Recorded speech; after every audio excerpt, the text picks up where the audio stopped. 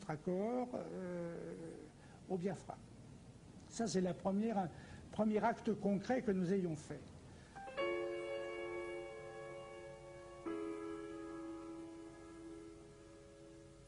I never really supported mercenaries.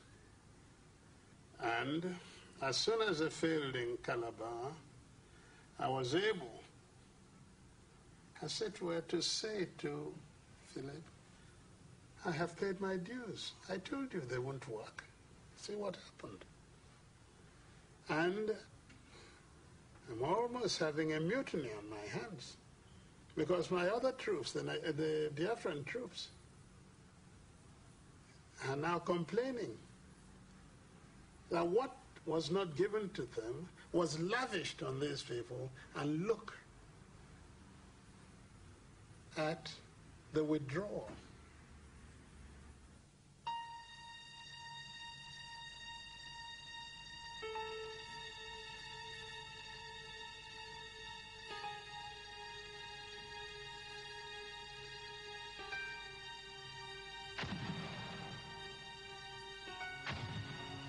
Le 23 janvier 68, à 17 h, plusieurs des mercenaires envoyés par Foccart au Biafra sont tués. Après les chiens de chasse, c'est au tour des mercenaires, une cinquantaine, de quitter le Biafra. Foccart n'a plus personne sur le terrain. Il atteint les limites d'une action secrète menée en marge de la République. C'est le prix de la discrétion. Jusque-là, elle lui avait toujours réussi en Afrique. Au printemps, les Biafrais perdent leur accès à la mer. Ils sont assiégés dans un réduit de 170 km de côté. De Gaulle ne croit plus à une victoire militaire biafraise. Dernier espoir de Foccart pour engager la France dans le conflit, la solution diplomatique. Il est convaincu que si plusieurs pays africains reconnaissent le Biafra, la France les imitera.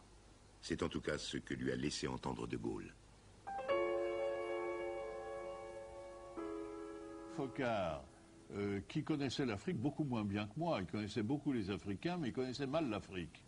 Lui, Foccart, croyait que la révolte biafraise pouvait réussir à condition d'être soutenue de l'extérieur, alors que moi, j'étais persuadé que la révolte biafraise ne pouvait pas réussir, et d'abord parce qu'elle n'avait pas de l'extérieur tout le soutien qu'elle aurait pu avoir.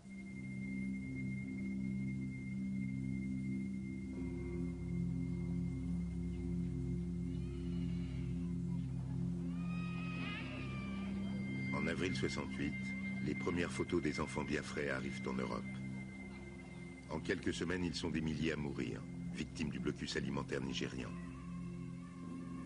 Cette catastrophe humanitaire, Foccart et ses amis vont s'en servir pour mobiliser l'opinion autour du Biafra et pousser la France à s'engager.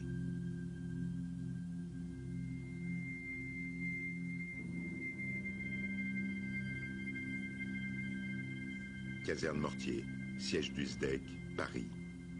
Autour de la table, le psychologue des services spéciaux, un représentant de la cellule Afrique de l'Élysée et le colonel Maurice Robert. Je pense qu'il faut parler des médias, et en particulier des médias français, mais également britanniques.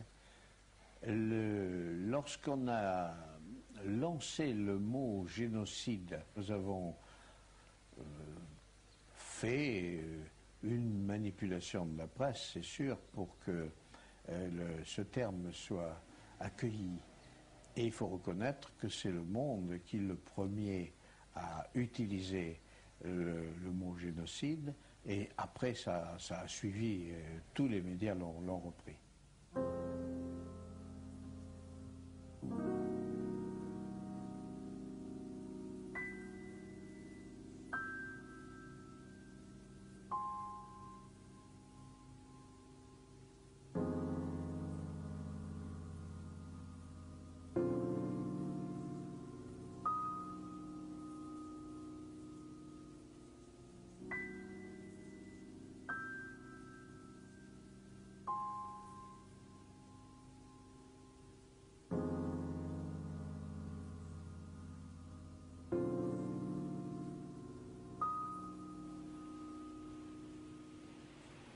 On peut répéter ce que nous avons déjà dit depuis 2 jours.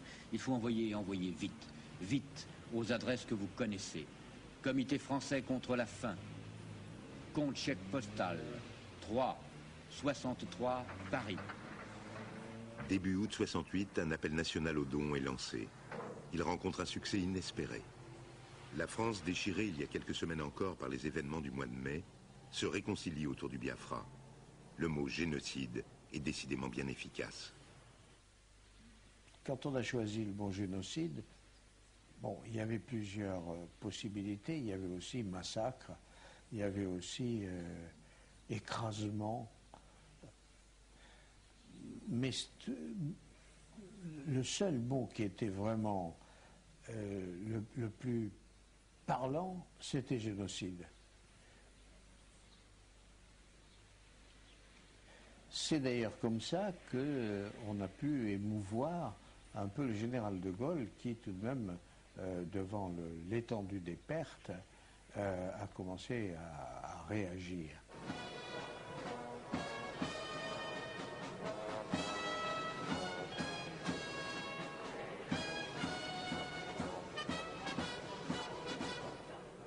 Maintenant qu'il y a ce drame atroce que le Biafra a proclamé son indépendance et que la Fédération, pour le soumettre, emploie la guerre, le blocus, l'extermination, la famine, comment imaginer que les peuples de la Fédération, Ibos compris, reprennent une vie commune? La France, dans cette affaire, aide le Biafra dans la mesure des possibilités. Déjà d'ailleurs, il y a des États d'Afrique de l'Est et de l'Ouest qui ont reconnu le Biafra, d'autres le reconnaîtront peut-être. C'est dire que pour la France, la décision qui n'est pas prise n'est pas exclue de l'avenir. Mesdames, Messieurs, j'ai terminé. Je vous remercie de votre aimable attention. La France ne reconnaît toujours pas la sécession. Pour Foccart, c'est un échec. Mais en coulisses, De Gaulle semble s'y préparer activement. Il charge Foccart de monter une vaste opération secrète de transport d'armes vers le Biafra. Foccart choisit le Gabon comme base arrière. Il vient d'y faire élire président le jeune Albert Bongo, qui ne peut rien lui refuser. Il fait aussi appel à Houphouët-Boigny, encore lui, pour payer discrètement l'addition. Il sera remboursé 2 ans plus tard grâce à un prêt bidon du ministère de la Coopération. En attendant, il s'agit d'organiser l'intendance, ou plutôt le bricolage. Il y a si peu de monde à la cellule Afrique de l'Élysée. Pour acheter un avion, un individu ne peut pas l'acheter, donc j'ai été contraint de créer une société un peu bidon, entre guillemets, au Gabon, une société qui s'appelait Sogexis, Société Générale d'Exportation et d'Importation. Les 2 dirigeants étaient des noms puisés dans l'annuaire téléphonique, mais qui a été créé dont j'assurais la gestion, afin de pouvoir signer des achats de pièces détachées, des locations d'avions, des assurances, de prendre des assurances. Et c'est comme ça que petit à petit, nous avons commencé à grossir en importance et à faire de cette base de Libreville quelque chose qui a fonctionné. Et je dois ajouter qui a fonctionné dans la plus grande discrétion.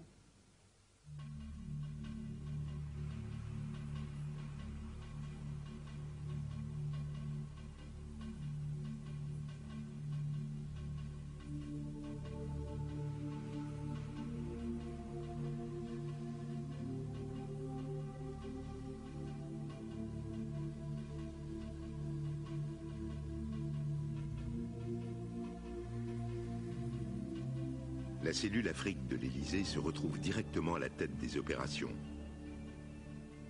Au Biafra, Foccart fait aménager une piste d'aviation sur une portion de route. À Libreville, il installe une vingtaine d'anciens militaires français pour s'occuper de la logistique. Il recrute les pilotes au SDEC ou chez Transgabon, la société de son ami Brouillet.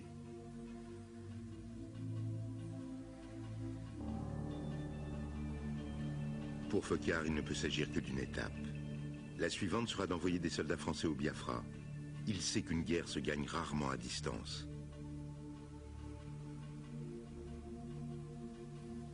ministère des Affaires étrangères voit tout cela d'un mauvais œil. Mais au Gabon, l'ambassadeur de France est un vieil ami de Foccart. C'est d'ailleurs lui qui l'avait fait nommer à Libreville par De Gaulle, peu de temps avant la sécession biafraise. Moi, j'étais un transitaire. Voilà. C'est le transitaire. Un transitaire, bon, un peu particulier, mais un transitaire quand même. J'étais le bras armé de l'aide française au Biafra, puisque pratiquement toute l'aide française passait par Libreville. Des mitrailleuses, des fusils mitrailleurs, des fusils, des grenades, des bazookas, des petits canons également, mais pas d'armes lourdes. Pas d'armes lourdes, pourquoi? Parce que tout ça était transporté par avion. Hein. Et mais je dois vous dire que dans cette affaire biafraise, je n'ai jamais eu affaire à mon ministre de tutelle, je n'ai obéi et je n'ai